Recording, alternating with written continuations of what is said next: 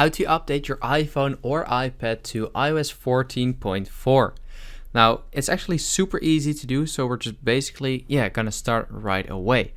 Now, all you want to do is just open up the settings app of your iPhone or iPad.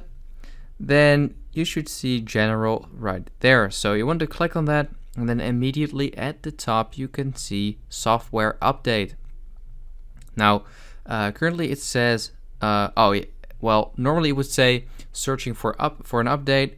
Now, my phone is already updated to the latest version. But if it's not, then you should see at the top something like install update or download new version or something like that. And you just have to click on that.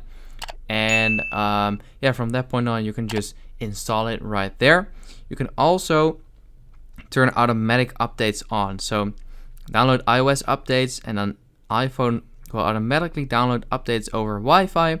Then install iOS updates, automatically install software updates overnight after they have been downloaded. So that's super handy. I recommend enabling this. That's about it. That's how you can update your iPhone or iPad to the latest version 14.4.